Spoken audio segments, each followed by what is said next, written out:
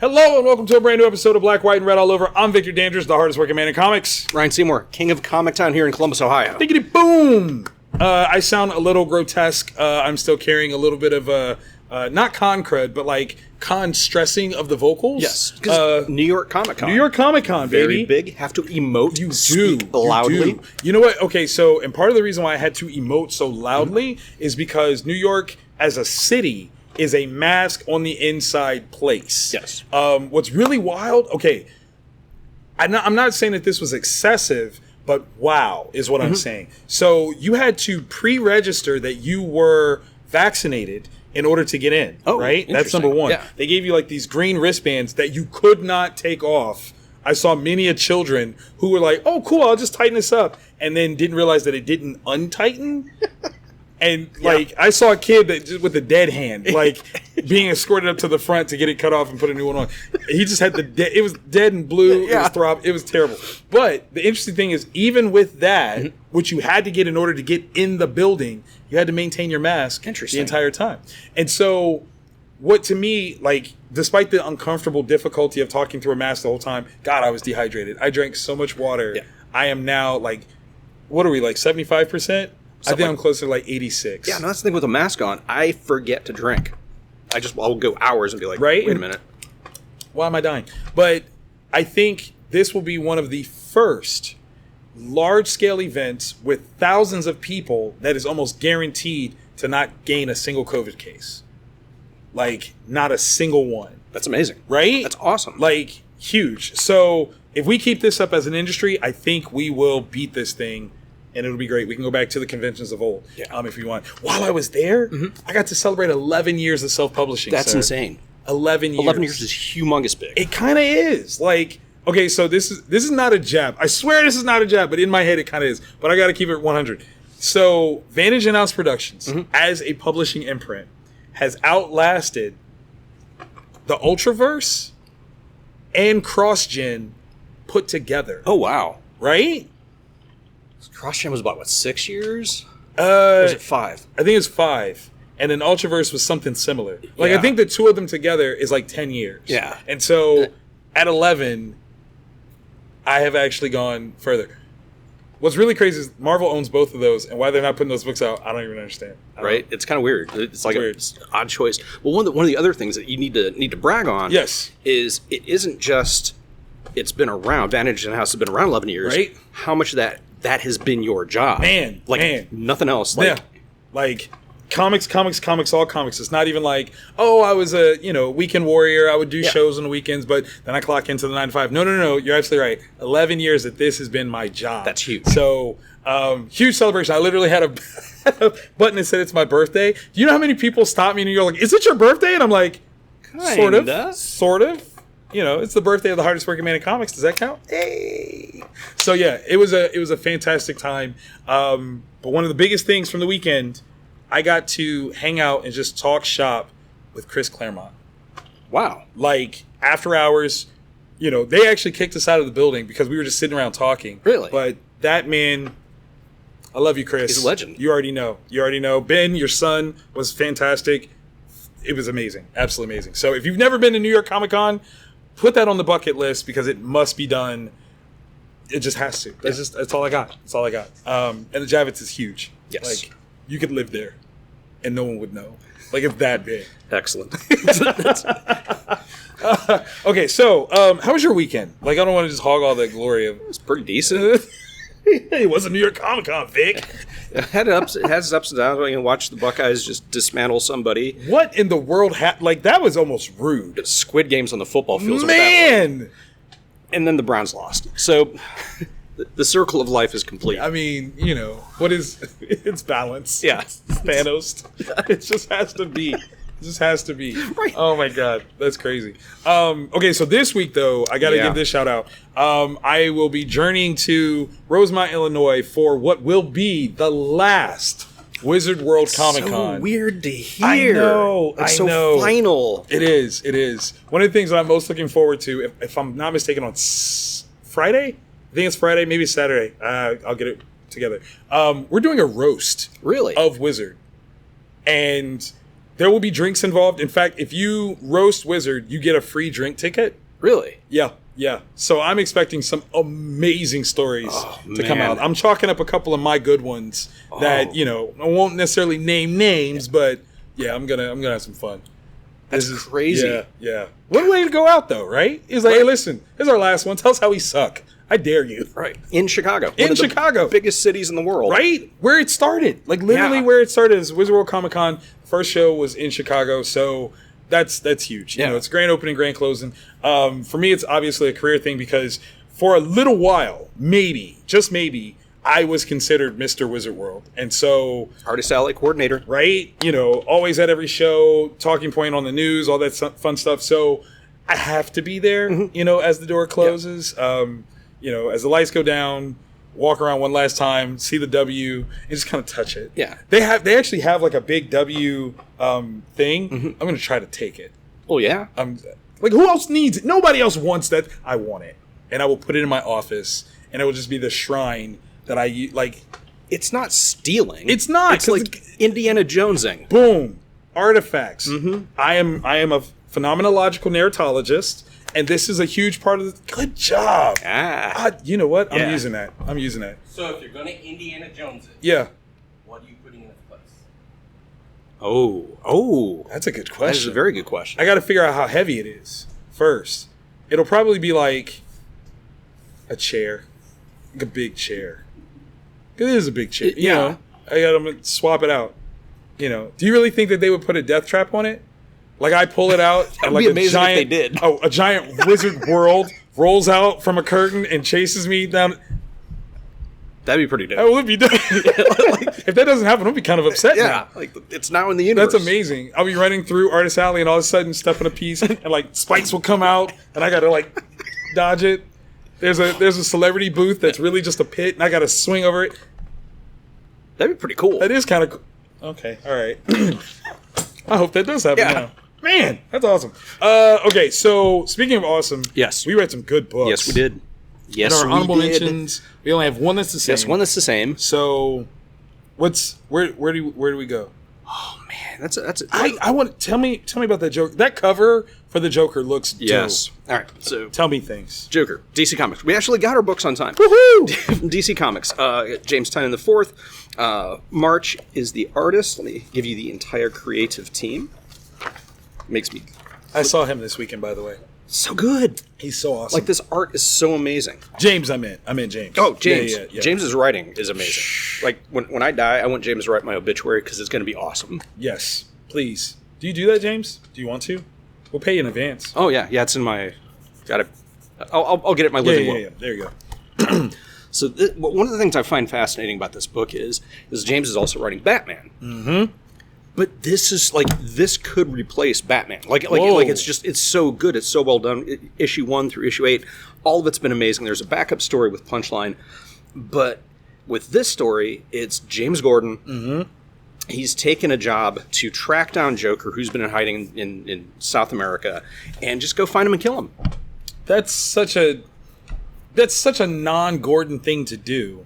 But like, how many times can Joker go back to Arkham? Also true. How many times are you going to let him go, knowing what he did to you and your daughter? Man, that's got to keep him up at. No. You, your daughter, and your wife. Yeah, like right. If there's anybody from the Gordon, line that's just like Joker's got to go, it's got to be Joe. Right. So this is his chance. Okay, and he takes it, but he doesn't have the guts. He just doesn't go through with it. Okay. Like he has his moment and chooses not to take the shot because Gordon is a good guy. Yeah, and that's his main problem. And this is where this conversation and interaction with Vengeance, who's kind of like Bane's daughter, but genetically engineered and raised knowing nothing but hatred of her target, Joker. Oh my God! So it's her, him, and this interesting mix of like, I don't know anything but hate. If I encounter Joker, I will kill him immediately. You don't have the stones to kill him, so let me be your rage. She is the Drago of the DC world. Yes, it's so amazing. Oh my God! And it's so well laid out. It's got kind of like the how in Batman movies how Bane let me be specific. Yeah, not the crappy Batman movie with Bane, but like the more recent one, the Christopher Nolan Batman Bane, how Bane is so well thought out, right? So well spoken, and Vengeance has that same sort of vibe, and it's cool, and she has a list of what she would do to Joker that is very specific, very graphic, and I approve. I like it. But yeah, no, it's amazing. James is killing it. The art's killing it. That's awesome. Yeah, it's good stuff. All right. So speaking of well thought out plans written by a guy whose name starts with a J. Avengers number 49, Jason Aaron, Guerin on art. World War She-Hulk Part 4 in the equation here. In this one, we get a deeper understanding of the goal here. Yeah, because after the last issue, we're like, why would you poke that bear? What are you doing? Like, this is crazy. So there is a political play here that is so not a superhero story. Mm-hmm. Okay, so like this, the idea of it being Avengers as the title speaks to the scale of what this is. Yeah. But the whole thing is like what Captain America Winter Soldier did for the Captain America franchise within the MCU. Okay. Yeah. Like it pure political stuff. Yeah. You take the history of Namor and Atlantis being aggressive to the surface world, thinking about, okay, we normally see that from a Avengers level response. Yeah. You know, fight Namor, make him stop, there it is. But from a geopolitical, socioeconomic response, considering how much Atlantis controls, what other countries, superpowers, would feel a certain kind of way when they intercede? How much money is the rest of the world losing when they do this? How long can you let that slide? Right? That's actually, those are really, really good questions. Exactly. So to see exactly what the target is, this through almost a sense of, I don't know, almost a narrative structure, like it's just kind of talking about what the plan is. I wouldn't mess with the Red Room for nothing. For nothing. What they have set up is the most ingenious plan, and clearly they have skill sets and execution.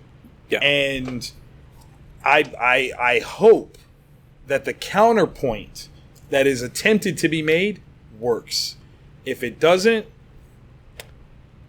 do you want to provoke Namor? Like, if you do not succeed in what you're doing, Namor has no problem throwing hands. He doesn't. But here's the problem.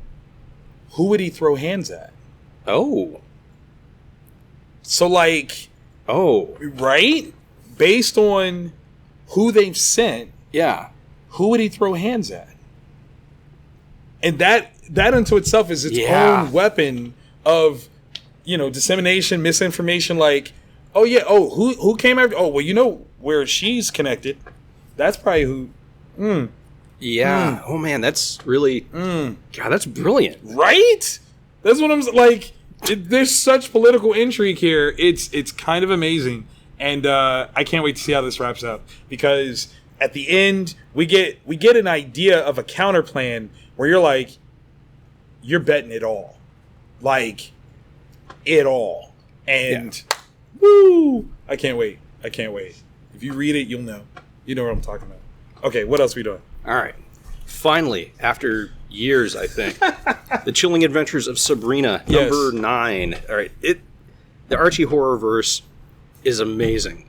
It is everything. Like if you think Riverdale, the television series, is dark, right? Nothing. Right. Nothing. Nada. This makes like True Blood look like Sesame Street. So the story leading up to this point, if you missed the first 8 issues, all right. So Sabrina is in this world. Her boyfriend dies. Mm-hmm. Someone offers her a Mephistoian deal to bring him back from the dead. The problem is, instead of bringing her boyfriend back, this person brings her boyfriend's body back to life, but with Sabrina's father inside. Oh, that's not okay. It's not, especially because there's stuff. There's political intrigues going on. Okay.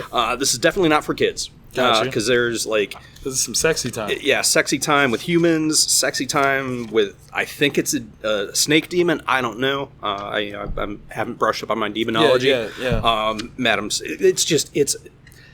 right, so the balance has to be kept. Right. If you bring a life back, a life has to be taken. It's got to go. And so Sabrina has picked out a person that she's going to kill that she has no problem killing. Oh.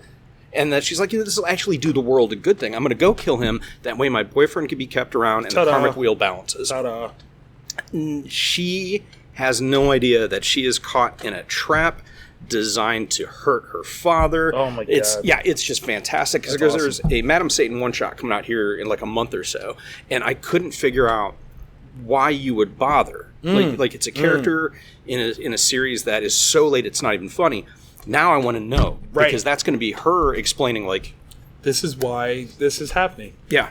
Okay, so not to mix worlds or anything like that, but who would win in a fight?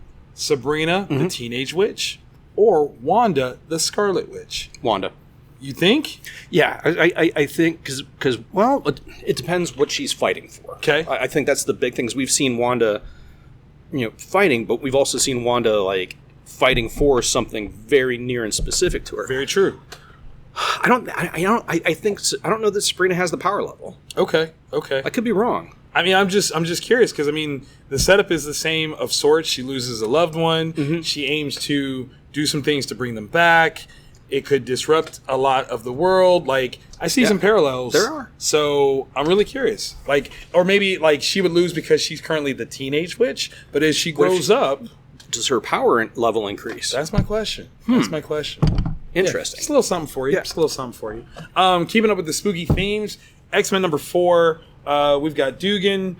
We've got Pina. We've got Arseniga.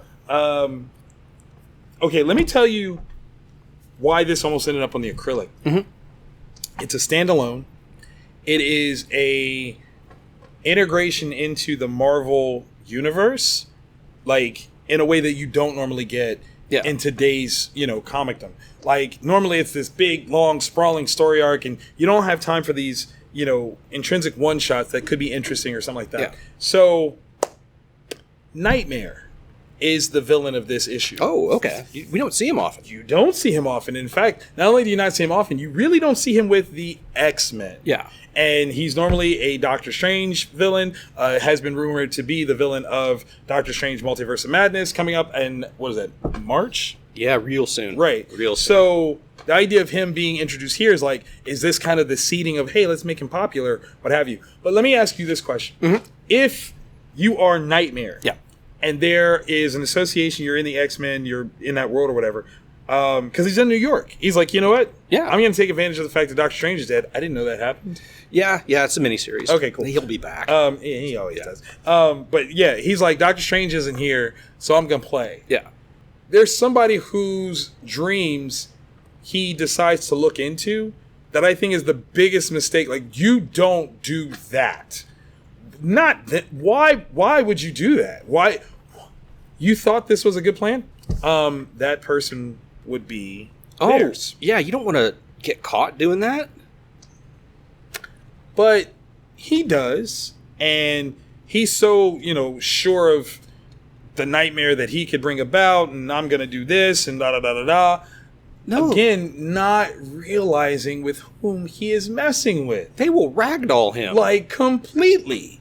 And so, in a very real way, like, shunted, told no, and it's, It's just, like... I get it. Like, it would be a fun place to play, but like... For like 2 minutes. Yeah. But the moment that they become aware of what you're doing, and if they don't like it... Yeah. No. You'll find out what nightmares look like. Right? And he's like, no, I don't dream that. Oh, you do now. Yeah. You're like, oh, but I don't like this. Yeah, I know. Sorry, Freddy. I know. Like, right. Like, that person could bully Freddy Krueger. Like, easily. Yeah. Like, oh, you think you're scared to go to sleep? You will never sleep again. Yeah. I promise you this. I promise you this. That's awesome. Like, it's like, just because he has no idea. Yeah, he's, what is in here? Well, you did this thing. Isn't this bad? And they're like, yeah, it was. It was bad. Like, wait, you're responding. Right. It's like, no, like you, like hear what you said. I did that. What do you think I'm gonna do to you? You can't. No. I am Nightmare. I'm Nightmare. I'm Nightmare. No, you about to get ragdolled. Yeah, you about to puny Nightmare. So yeah, that was a fun read. Definitely almost ended up on the Acrylic because I just enjoyed it that much. Yeah. Single one shot, great story, awesome, good job. Ninjak K, number 4. You're right. I don't want to go back to Ninjak. Yeah, it's Ninja K. Like that story has forever, because it makes so much sense. It does. Different levels, designations of ninja. Come on. Okay, so Parker, LaBelle, Polito, Dollhouse, Sharp. And this is the final of this miniseries. Is it? I believe so. Yeah. No. But it's gonna. It didn't finish everything. Right? I want more. It should. Yeah, I don't think it should be a miniseries. Just make this the ongoing. Yes, because it will continue. Yeah. Okay. I see what you're saying. The story will go on, but they're going to have a new number 1. Got you. I hate that, man. Just have it ongoing. Come on, man. Because this has been a really, really cool 4-issue miniseries. Right. The concepts in it are really, really cool. The fact that you've got this power broker named Kingmaker that super dope. It has ways of getting access to information about government secrets and is kind of blackmailing government. How that's worked was so dope. Right? It was so good. And it's integrating the other superpowered beings in the Valiant universe into in a way that if you haven't been reading Valiant, you can pick it up. Or okay, so Ninja K, he's like an MI6 ninja, like assassin, awesome, and then you can then be eased into the rest else. of the Valiant universe. I universe. think that's one of the things I like the most about it is the subtlety of establishing the shared Valiant universe. Yeah. They're not hitting you over the head with, oh, look, there's this other book that you got to read. It's like, if you know what that is, then you know what that is. Yeah. If you don't know, cool, this tells you enough, but if you have that deeper understanding, it's way cooler. Yeah. So I do like that. I have a complaint. I'm going to level this complaint. Okay. I think it's the same one that I've got. Exactly. When this book first started, I did see a complaint about the artwork. And I personally love it. I believe that the artist that was doing that was Benny LaBelle. I think that's who that was. And, or maybe it was Javier Polito. Now I can't remember who was the actual... Yeah, because the person is also the artist of the first part of the story in this. And it's got this really... It's not a superhero art style. Right. But it's this very cool, very indie sort of vibe. Super graphic and fun. Yeah. It's got almost a 1960s sort of sort of thing. Where very much so that. It plays with the way you're supposed to look at stuff. You're supposed to follow panels. Right. The panels aren't always squares or rectangles. Exactly. It's very cartooned. Yeah. And it's clever across the board. It's really clever. I would advise any up-and-coming artist to look at the level of storytelling that is involved with this, because whether you like the more detailed, less detailed aspect, the truth of the matter is storytelling is everything when it comes to comic book art. And this art tells a story in a brilliant fashion. Like, it's really, really good. So the thing that is my complaint is that they changed the artist. Yeah. I wanted to see this through the whole way because it reads in such a fun, almost instructional sort of way. Yeah. And the art shift, while not super terrible, it is noticeably different. Yeah. It takes away from both artists. Yeah. Because I don't know, which is weird, because both of them in and of themselves are amazing. Right. The way the second artist renders the battle between Ninja K and the Kingmakers, definitely fun. That was really, really cool. But yeah, it's weird. Like, I don't know if it's, I hope it's not people complaining, right? And it was something that we like timeline or something like that. Because I really like the original artist for this series, and I think for me it was a brilliant choice. Don't be afraid. It was different, and because it literally reminded me so much of Assassination Nation. Yeah. And the art style on that one. And it was graphic and fun, and it was good. Yeah. It was really, really good. No diss to the guy that came in afterwards, but the consistency, I really wanted to see how the original artist was going to play that out. Because I think it would have, like, we didn't even get the fun, crazy graphic of the panel structures in the same way. Yeah. So it sucked because both of them were so good. Yeah. But, like, if it was one or the other completely. Would have been fine. Yeah. Would have been fine.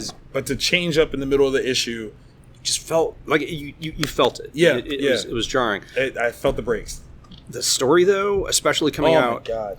Because now if you're not familiar with the Valiant verse, now you're starting to see the different pieces. Yes. And this Kingmaker, his setup, in terms of a Bond villain, he's got the smartest setup I've ever seen in my life. Like. It's really like the Kingmaker in his one tool. Yeah. And that's all he really needs to be successful. Yeah. And successful he can be. Yeah. Like I don't even know how you would write a way to get, because he has to die. Like but how? Yeah, how do you get there? How do you get there? Like the thing that they target makes sense, but if you can't get to that, then it's nothing. Suck. Yeah. All this sucks. Hurry up with that next miniseries because I want to know. Pretty please. Mike Norton, shout out. Yeah. It's a good pal. All right, so where do you want to go? We got two that are the same for the acrylic. Where do you want to go first? All right. It is in my reading pile, but I did not have time before filming. Batman the Impostor #1. Let us discuss that. Mattson Tomlin, Andrea Sorrento, Jordi Belair. Okay. This is Black Label, so that means automatically there's going to be some grit to it, some tones. Yep. Premise. I can give you that. Premise is, in an effort to stop the Batman, someone has commissioned someone else to pretend to be Batman and kill people. Oh, that's not going to go well. And get caught, like, on cameras doing it. So that they can turn what has been the acceptable allowance of Batman's presence on its ear. Set the GCPD against him and go, you got to go get him now because he's been killing. He's killing now. It's actually kind of what you call smart. Right? And in which case, like, how does the Batman fix this? Because even if he brings in this guy, how do you prove that this is the guy that actually killed versus you? Yeah.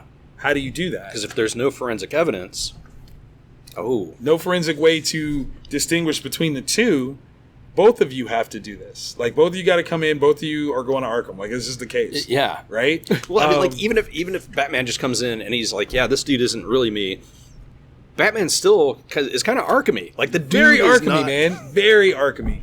And the place that this the time period that this takes place in, he's only been Batman for like 3 years. So that's already like establishing something. Yeah. What's really cool is they kick this off with the introduction to how Dr. Leslie Thompson finds out that he's Batman and how that goes. Yeah. Because we always know like Leslie as this ally to him. This starts off where she's like, I'm calling the cops and you're going to Arkham. Yeah. Like, if you can't convince me right now, calling the cops and you're going to Arkham because what you're doing is crazy. Like, there is nothing else. It's crazy. It is crazy. And say something to me that proves to me, like, right now that I shouldn't do this. Yeah. Like, because like, what do you say? Like, right? You dress up like a bat and you beat up people in the middle of the night. Sir, you're a multi-billionaire and this is how you choose to deal with a pain from when you were 10. No. Yeah. No.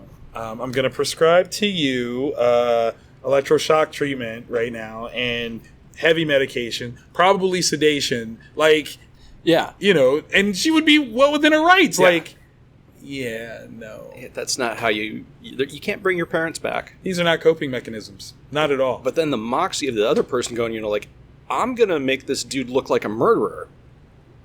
Super. I don't have to beat the Batman. I don't have to. I can let society and the law literally take him down for me. It's genius. It's absolutely genius. So yeah, this was a really good one.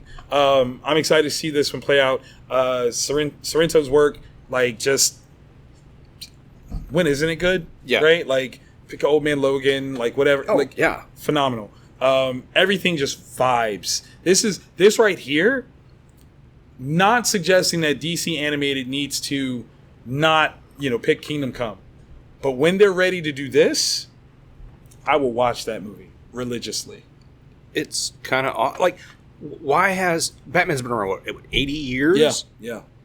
Why? I don't remember any other creator saying, why don't we just make society think Batman is a killer? Did it. Like, we've had Bruce Wayne as a killer, yeah, but not Batman. Yeah. And the way that it's done, man, it's one of those things where you're like, oh, right. Oh, so it's right. not just, Yeah, no, it's not like, we found somebody and we think he did it. Yeah. Yeah. Super fun. How this is going to play out, I don't even know. Yeah. But I'm here for it. And if you've been not picking up Black Label books because they're too big, this one's regular size. Regular size. So get that. Alrighty. From Dark Horse Comics, Mazebook #2 by Jeff Lemire, and Steve Wands doing the letters. Other than that, Jeff Lemire. So this is like it is a thick book. Looks like it. There are no advertisements. This is all comic. Like it. It is super high concept. Okay. There's this dude, and 10 years ago, his daughter died. Okay. And it caused a rift between he and his wife at the time. They split up.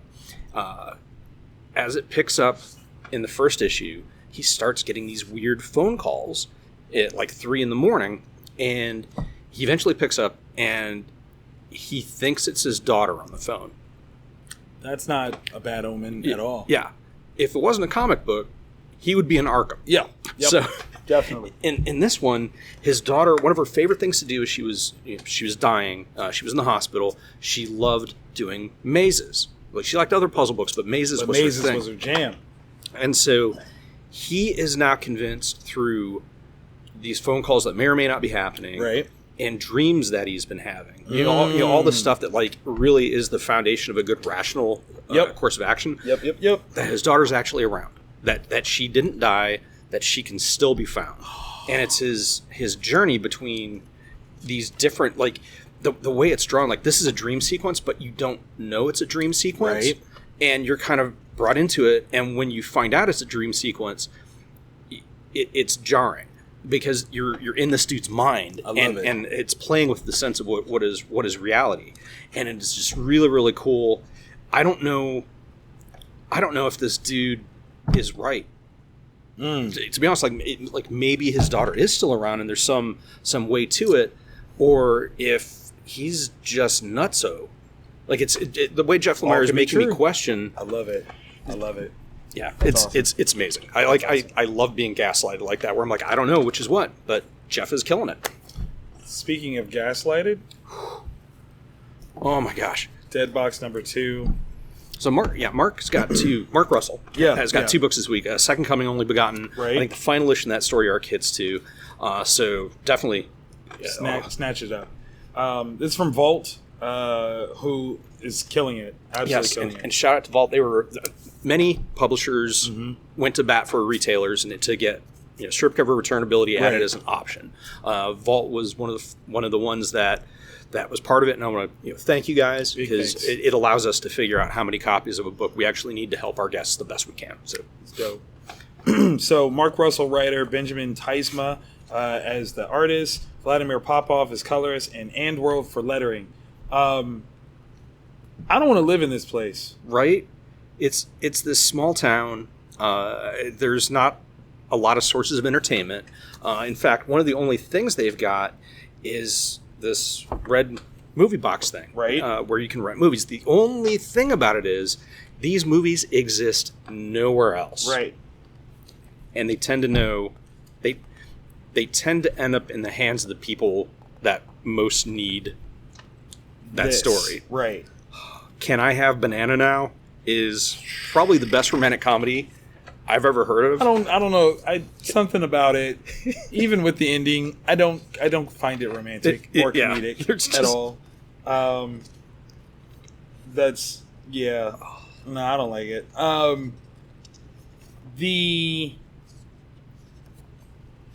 This poor dude. I mean, it was an honest mistake.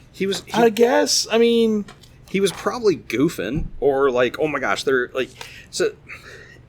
It's the story. This particular issue is a story of this man and his wife, and the guy is eccentric. Yeah, we got introduced to him in the first issue, right? Because he's the guy that says, he says something that's so poignant, and you're like, oh, this dude, awesome, rock out. But this small town that they live in, judgmental, close-minded, very of a type. Yeah. Right? Any hint of difference is met with scorn and... something's wrong. Yeah, like not good. And the kickoff to this guy sees some pants at like a swap meet and is like, yo, I used to have a pair of pants like this.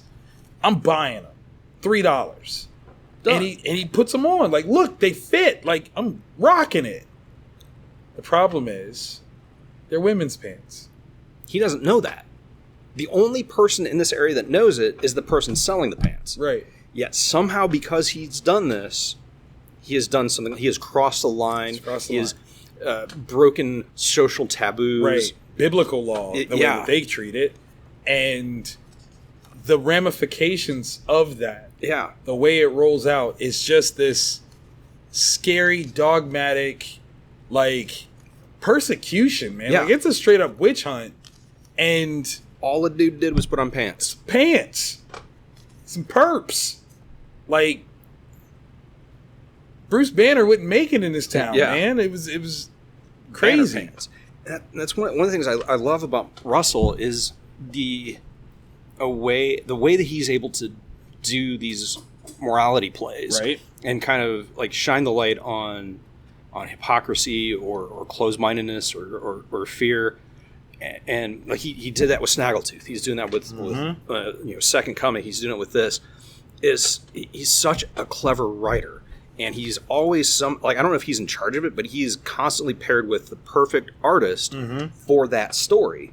And this is another one that I wish more people were trying, because it is so amazing. And it's just, I was at a swap meet bazaar after a service.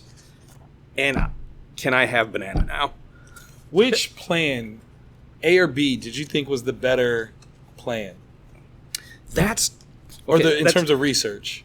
That's really tough, because the first one makes I can see this like an actual sociological sort of sort of thing. I want to say it is. Like, I definitely have heard of that before. The second one really feels spiteful. Like the person isn't coming up with this to find out better information, right? But to like enact some sort of tangential revenge, because that, right? So I was like, all right, man, whatever. And then we got to that, and I was like, and especially so the thing for me is, I think research plan A is actually like a social experiment. You can learn something. You can actually utilize it. Yeah. Right. B, I don't see any practical use for that under any circumstance. Yeah, just... right? Like... or maybe that's the more terrifying thing, is because... there isn't... that's creepy. Damn it, Russell. Creepy. Last but certainly not least, Ordinary Gods, number 4. Higgins, Clark, Watanabe, William, Cowles. Why does this book get so much better every issue? Right? It's got a plateau, right? At some point, the quality doesn't have to decrease, but like the writer, it's got to be like, okay, this is stable goodness. But no, it just keeps getting better. Felipe Watanabe, like, art is growing in its reminiscence to Stuart Immonen, which makes me love it even more. So dope. God, their relationship, it hurts me the way things have gone. That starting off with this one. Oh my gosh, that one. That one messed me up because I didn't think. Never dawned on me. It never, and it should have, because clearly, as the first few pages set up, but no, it that panel, I was just like, wait, what? Right. And we know, like, we should know. But this is so.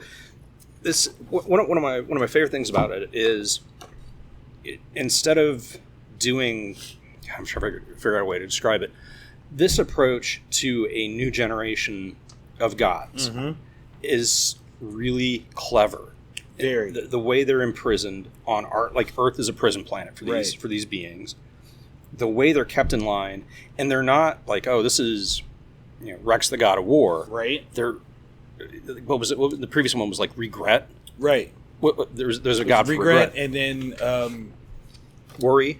Yes, worry and regret. That's what it was. So they're more concepts than they are, and it's just so well done. And the way we meet the god of tricks in this, and the way that he's drawn, really just like it has this like Loki meets Constantine sort of vibe to it. So perfect. Did you catch that moment? Yeah. Right there? Yeah, the way they drew that with that square. Yeah. I was like, amazing. Because it was like, oh, what's that square there? And I keep reading them like, and this. So it's these gods that are imprisoned on Earth. They don't know that they're gods. Right. And since they're immortal, when they die, they're reincarnated into another body. But they never know who they are. And some of the gods are beginning to wake up. Right. And they're trying to find each other so that they can go back and bust out of this prison planet. They need to do. And reclaim their thrones, for better or worse. And each of these are like just like real life stories. These are real people. Like in this one, Trickster God, believe it or not, is a thief. And who saw that coming? Yeah, but the way they interact with everybody and their jobs and the art, it's so like they're real people. Yeah. I immediately, without knowing the truth of who they are, yeah, they become something just intrinsically real. And it's only when the kayfabe is broke that you're like, wait a minute, what? Wait a minute. This was really good. I love so the way that they interact with the trickster finally. Yeah. I love the foreshadowing to that earlier in the issue. Yeah. With picking a target, like making a target out of an honest, like, hey, look, you look like you don't belong. Yeah. Don't do that. And it was perfect. Absolutely perfect. Yeah. I can't, like, there's a second print of number 3 that hits the shelf this week. I really, if you're looking for something clever, that it's got like a Neil Gaiman sort of vibe to it. Yes. So if you're looking for something that has that kind of like Sandman-esque heft, definitely pick this up. It's amazing. I think number 1 may have been strip cover returnable, so that might be a little bit tough to find. It's but worth it, though. They've done supplemental printings. The art's crazy. The story's better. Yep. Get that. Ordinary Gods, y'all. Super dope. Super, super dope.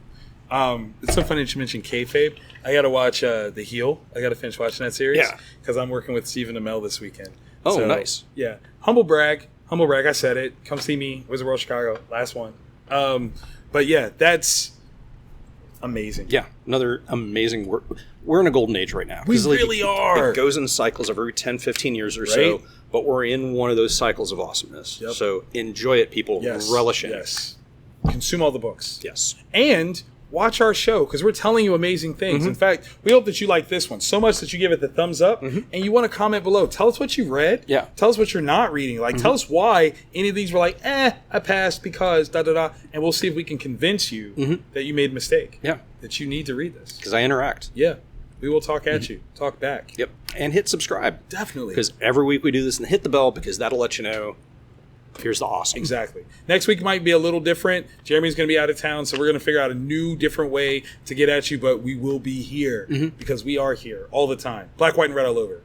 Best show in the entire multiverse. Yeah. I said what I said.